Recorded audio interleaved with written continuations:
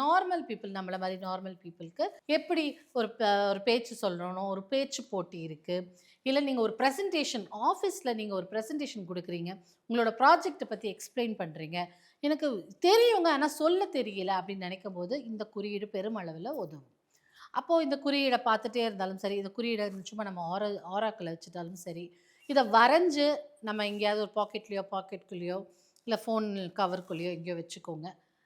உடனே ஃபோன் கவருக்குள்ள வச்சா வெடிச்சிரும் அப்படி இப்படின்னு சொல்லுங்க. அதுக்குன்னு ஒரு ஃப்ளாப் வருது. அதுக்குள்ள வாங்கி வச்சுக்கோங்க.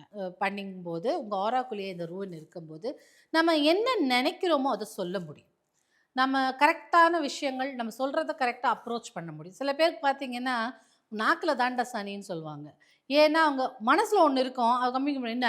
அப்படிலாம் நக்கலா பேசுவாங்க. உடனே "என்ன திமிரா பேசுது பாத்தியா? ஆட்டிட்யூட் பாத்தியா?" அப்படின்னுவாங்க. ஆக்சுவலா அவங்களுக்கு அப்படி இருக்காது. அவங்க வந்து நல்லபடியா தான் பேசணும்னு நெனைப்பாங்க. எப்படியாச்சும் உங்கள பேச வைக்கணுங்கிறதுக்காக ஒரு திமிரா நடந்துப்பாங்க. அந்த மாதிரி நம்ம மனசுல ஒண்ணு இருக்கும். நான் சொல்லும்போது வேற மாரி போய் அவங்களுக்கு கம்யூனிகேட் ஆயிடும். அப்போ நம்ம மனசுல நெனச்சது கரெக்ட்டா போய் கம்யூனிகேட் ஆகணும் அப்படின்னு நெனைக்கும்போதும், இந்த அன்சூஸ் சிம்பல யூஸ் பண்ணலாம்.